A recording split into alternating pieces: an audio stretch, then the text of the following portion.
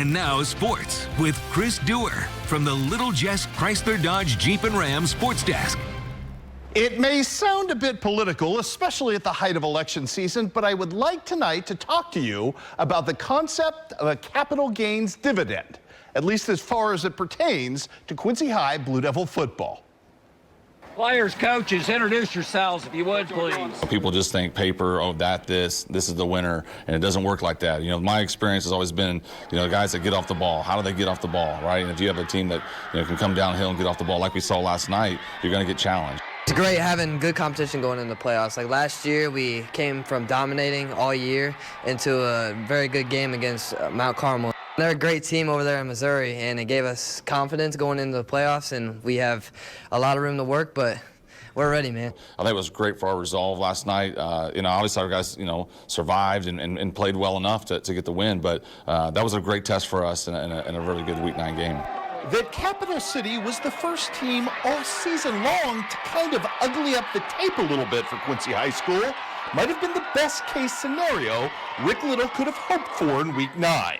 Because in contrast to this time last year, the Blue Devil coaching staff now has an exact bead on where to sharpen and where to polish, particularly for a defense that is so vitally important to carrying this Blue Devil squad past last year's stumbling blocks. Okay, so, with the Capital City team, great program, great. I love their coaching staff. I love everything they did. It was a different offense that we've seen. We've never really seen something as, deep and as good as they were, and it really does help with knowing that playing that in Week 9 can help us play off round 4, play off round 5. You never know. You know what I'm saying? So, I really do think that helped in a way, but we have still stuff that we need to work on. More critically, that they were able to do so without losing one iota of faith in that unit's ability to be elite when the competition rises to same.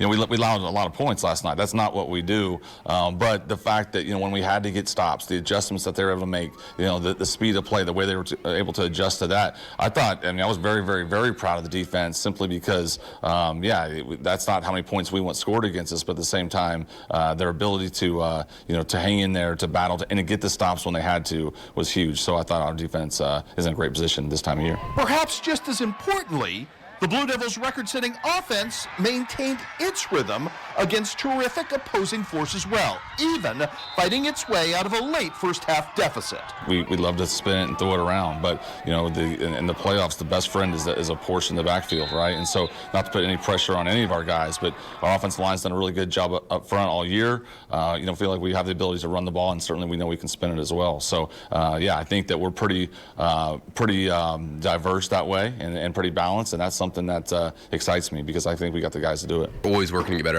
Every week we have new wrinkles. So it's never really ending. It's just we always look to add things into our playbook, and we're still improving. And keeping with the Blue Devil motif tonight, let's talk some volleyball. Great start to the regional down tonight in Collinsville as Quincy High School dismantles Belleville East 2-0. Up next for Quincy High, a championship showdown on Thursday with O'Fallon. Quincy Notre Dame tonight, opening regional play like a house of fire in this one. You can't make it a more emphatic or better start for Ashland Peters and company. It starts right here. Nora Wiley, right off the bat, establishes the vibe from the very first serve with a cross-court kill. And then check this out, little back set action coming up here from Annie Eaton to Eva Breckenkamp, and she was an absolute monster tonight as Monmouth-Roseville had no answer for her indeed.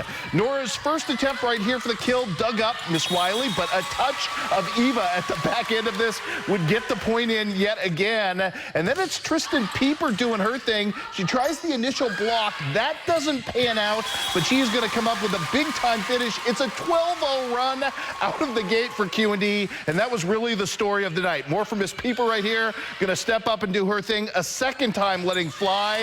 And then it's a whole lot of Eva all over the place. Quincy Notre Dame wins its first game tonight 25-6 and continues the dismantling 25-15 in game number 2 to advance to the regional championship coming up on Thursday against the winner of tonight's showdown between Illini West and Knoxville. Let's take you to the highlights of this game. That was a pretty darn competitive matchup.